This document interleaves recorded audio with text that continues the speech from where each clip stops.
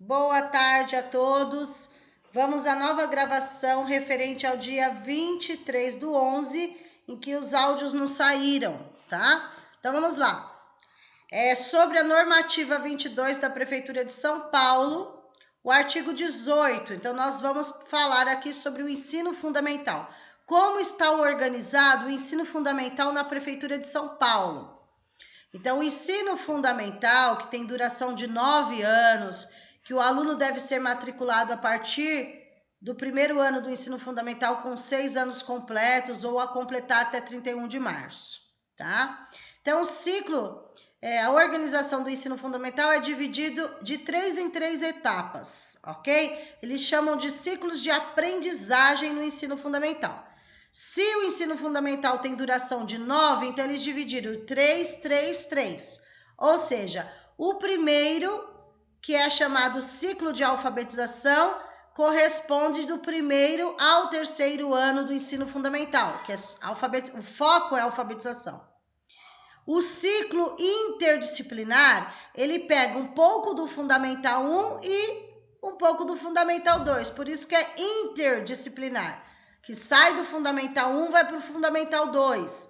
Então, tem duração também do quarto ao sexto ano, mais 3, quarto ao sexto, quarto, quinto e sexto. E depois nós temos o ciclo autoral, que é do sétimo ao nono ano, mais 3, sétimo, oitavo e nono. Esse ciclo autoral tem esse nome porque a partir do ensino fundamental 2, do sétimo ao nono ano, eles fazem um trabalho com os alunos como se fosse um TCC de faculdade, mas é chamado um TCA. Então, os alunos já têm aquela autonomia, já fazem da própria autoria, ok? Trabalhos voltados para isso. Lógico que com carinha não de faculdade, com cara de fundamental. Mas é uma forma de eles já irem treinando, tá? Então eles chamam de TCA, né? O trabalho de conclusão dos alunos, tá? Do Fundamental 2. Ok? Então, na prova do concurso normalmente cai como está organizado, né? O ensino fundamental na Prefeitura de São Paulo está organizado em ciclos de aprendizagem, sendo ciclo de alfabetização, que é do primeiro ao terceiro ano do ensino fundamental, ciclo interdisciplinar, que é quarto ao sexto, ou seja, quarto e quinto ano, e ciclo autoral, que é do sétimo ao nono, ou seja, sétimo, oitavo e nono, ok? Então, é essa parte aqui que vocês precisam saber, que cai na prova, que nós temos tem questões do simulado que caiu em provas anteriores para vocês. Aqui no caso, nós não focamos tanto porque não é voltado especificamente para vocês, mas é só para vocês saberem que nas escolas que funcionam ensino fundamental ou ensino fundamental junto com o médio, tem vários turnos. Então, eles podem fazer o turno 1 e o turno 2. Então, 2 turnos diurnos, né? Das 7 ao meio-dia, da 1h30 às 6h30. Ou eles podem fazer 2 turnos diurno e 1 noturno. Aí ficaria das 7 ao meio-dia, da 1h30 às 6h30, das 19 às 23 horas, tá? E tem os turnos excepcionais, se houver muitas turmas, eles podem dividir em 4, tá? Esse tipo de pergunta não seria para vocês, é só para efeito de informação. No caso do 18, sim, vocês precisam saber porque cai. O 19 é só para efeito de informação, ok? Aí, no caso do artigo 20, também continua falando a respeito dessa organização dos turnos, tá? Independente dos turnos, gente, o que vocês precisam saber?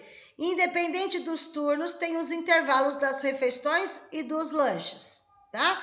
Em todas as escolas, independente do turno, se é manhã, se é tarde, se é noite, tem as paradas para o intervalo, tá? É obrigatório a refeição, o lanche nas escolas, ok? Isso é coordenado pela alimentação escolar, o CODAI aí, tudo bem? Os professores de educação física, artes e inglês, né? Essas aulas, essas disciplinas são ministradas por professores especialistas, tá? Então, mesmo você, polivalente, dando aula de primeiro ao quinto ano, tem um professor especialista que vai entrar na sua aula, né? Então, professor de educação física, de artes e inglês, Tudo bem? Então, por exemplo, se o professor de artes faltar, por exemplo, você, professor da sala, pode assumir essa aula dele, tá? Aí você ganha como hora extra aí. A aula de arte você pode assumir e ganha hora extra aí, ok? Aí, no caso dos professores das outras disciplinas, tem os professores que estão na hora vaga lá, os professores que são eventuais, que estão lá, eles chamam para dar essa aula, tá? Então, o professor de educação física faltou, eles chamam alguém para substituir, só que não pode dar aula de educação física, tem que ser outra disciplina no lugar. Né? Não pode levar para uma aula de educação física se você não é habilitado professor de educação física. Você pode dar a aula, ganhar sua hora extra, porém dando outra atividade no lugar, tá? Fora esses profissionais, a Prefeitura de São Paulo oferece a sala de leitura, muito boa sala de leitura, eles levam os alunos para essa sala de leitura. Os professores que dão aula nessa sala de leitura são chamados de professor orientador de sala de leitura, que tem a sigla POSL, que significa professor orientador de sala de leitura. Fora esse profissional, nós temos também o professor orientador de informática educativa, que é a sigla POIE, tá? Professor orientador de informática educativa. Então, fora o professor polivalente, nós temos os professores especialistas de artes, educação física e inglês. Fora esses profissionais, nós temos mais 2 na Prefeitura de São Paulo, né? Bem completinho. É um professor só para a sala de leitura e os alunos não vão só ler, depende da didática do professor, né? Tem várias atividades, fantoche, fazem teatro com a leitura, enfim.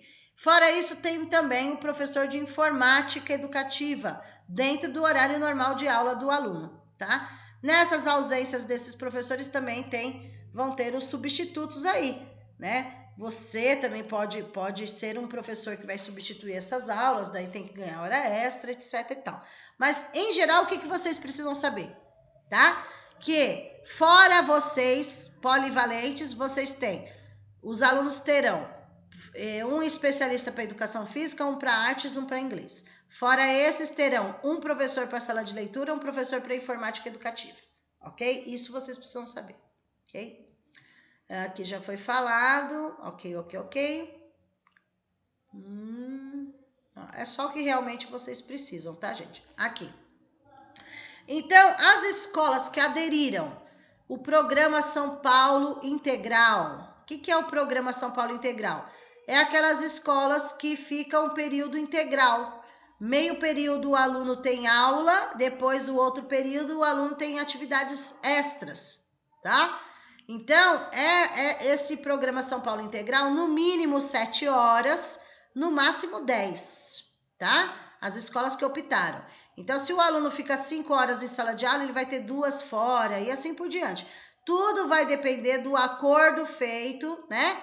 Esse credenciamento feito com essa escola que quer ser, se ela tiver infraestrutura para atender o período integral, ela assina um termo, eles vão ter uma vistoria para a supervisão analisar para ver se pode, tal. Então, existe esse programa São Paulo Integral, que as crianças ficam mais tempo na escola, tá? É um programa específico da Prefeitura de São Paulo, ok? Então, envolve aí os alunos fora, né, do horário. Bom, as escolas também podem oferecer aos estudantes em geral e à população em geral horários nos finais de semana, a escola, né? A escola pode funcionar nos finais de semana, recesso, férias, tudo vai depender, ok? A toda a população, tudo bem? Os alunos de 1º ao 5º, eles terão 2 aulas de inglês, né? Será por um professor especialista, que não é você, porém você deve acompanhar a aula desse professor de inglês, tá? E na ausência desse professor de inglês, você pode substituir ganhando hora extra, porém você não pode dar aula de inglês, você tem que colocar outra atividade no lugar aí da aula de inglês, mas daí você recebe como hora extra, ok? No caso de Fundamental 2 e médio, daí é outra situação que nós não vamos entrar neste momento, ok? Não vamos entrar nesse momento. Deixa eu ver aqui. Sempre terão atividade de apoio pedagógico a todos, a prefeitura tem. Outra coisa, as atividades ministradas pelos assistentes de atividades artísticas, tá? Que nós chamamos de AAA, assistentes de atividades artísticas. Exemplo, bandas, fanfarras, né, que participam lá, essas pessoas que participam das bandas e fanfarras, que ministram isso, são chamados de assistentes de atividades artísticas, ok? Exemplo, bandas, fanfarras, etc, ok? Deixa eu ver o que mais aqui para vocês. O pessoal que participa do conselho de escola, né? A prioridade aí é a necessidade das famílias com filhos matriculados na escola. Outros da comunidade ali, perto da escola, podem participar? Podem, mas a preferência maior é para quem tem filho matriculado na escola para participar do conselho de escola, tá? Quem mais? Aqui não vai precisar, não é para vocês. Aqui tá falando do coordenador pedagógico, eu não vou focar, porque o concurso de vocês é de professor, não de coordenador. No artigo 31 fala a respeito que a Prefeitura de São Paulo atende os alunos da educação especial. O que compõe a educação especial? Alunos com deficiência, alunos com transtornos globais de desenvolvimento e alunos com altas habilidades ou superdotação. Esses são os alunos que são atendidos pela Prefeitura de São Paulo, ou seja, todos eles são atendidos pela Prefeitura de São Paulo, conforme a LDB. E daí eles organizam conforme a idade cronológica do aluno, tá? Em conjunto com a escola para atender. Então, em parceria, fora do horário de aula, tem o AEE, que é o atendimento educacional especializado, né? Eles fazem, a família precisa apoiar esse trabalho, enfim. O professor do AEE precisa estar em constante comunicação com o professor sala de aula polivalente, tá? Então, precisa dessa troca aí para que o aluno possa se desenvolver melhor, ok? Todos os alunos da educação especial que a escola atende precisa estar no projeto político-pedagógico, não nomes, mas a quantidade de alunos que são atendidos naquela escola são alunos da educação especial e quais as deficiências, quais são os transtornos que são atendidos, ok? Enfim, tudo que é feito precisa ser aprovado pelo Conselho Municipal de Educação. Cada município tem o seu conselho, então São Paulo tem o seu conselho, ok? Depois, na educação de jovens e adultos, no artigo 33, é outra parte importante, tá? Aqui nós não estamos falando de ensino fundamental e médio etapa, nós estamos falando de modalidade de ensino. Educação de jovens e adultos não é uma etapa da educação básica, é uma modalidade de ensinos para aqueles que não tiveram oportunidade na idade certa, ok? Que não tiveram oportunidade na idade certa. Assim como os alunos da educação bilíngue, tá? Que é uma modalidade também, ok? Mas aqui a gente está focado na EJA, Educação de Jovens e Adultos. Então, a EJA normal do ensino fundamental, por exemplo, ou melhor, o ensino fundamental, que é a segunda etapa da educação básica, é dividido em 9 anos, né? São 9 anos que é composto o ensino fundamental regular da educação básica, 9 anos. No caso da EJA, que é uma modalidade, reduz para 4 anos, tá? Então, ao invés de fazer 9, o aluno da EJA vai fazer 4 no ensino fundamental. Como está dividido esses 4 anos? Etapa de alfabetização, 1 ano, ou seja, 2 semestres, que vai atender primeiro, segundo e terceiro ano. Etapa básica, duração, 2 semestres, né? Resumindo, 1 ano, que vai atender quarto e quinto ano. Etapa complementar, duração, 2 semestres também, vai atender o quê? Sexto e sétimo ano. E etapa final, que tem duração de 2 anos, também vai atender, 2 anos não, 2 semestres, vai atender o oitavo e nono ano. Ou seja, a EJA modalidade, que é uma modalidade de ensino, ela vai atender em 4 anos. Então, em 4 anos, o aluno da EJA pode se formar, certo? Ele faz 2 semestres a etapa de alfabetização, mais 2 semestres a etapa básica, mais 2 semestres a etapa complementar, mais 2 semestres a etapa final. Ou seja, dá 4 anos aí que ele vai estar estudando. Porém, desses 4 anos, ele vai estudar primeiro, segundo e terceiro do ensino fundamental, quarto e quinto do ensino fundamental, sexto e sétimo do ensino fundamental, oitavo e nono do ensino fundamental, tá? Então, alfabetização, que é os 3 primeiros anos do ensino fundamental, depois a básica, quarto e quinto ano, complementar, sexto e sétimo, e a última é oitavo e nono. Só a primeira de alfabetização que compõe, junta o primeiro, segundo e terceiro ano, tá? O restante só junta 2, tá bom? Enfim, isso é necessário que vocês saibam. Aqui não. Ah, e o nome, né? Como que é chamado os lugares que atendem EJA? Lembrando que o EJA está dentro de alguma escola, né? Não tem uma escola só para EJA. O EJA está integrado a outras escolas. Então, por exemplo, Centro Integrado de Educação de Jovens e Adultos é o nome que é dado do CIEJA.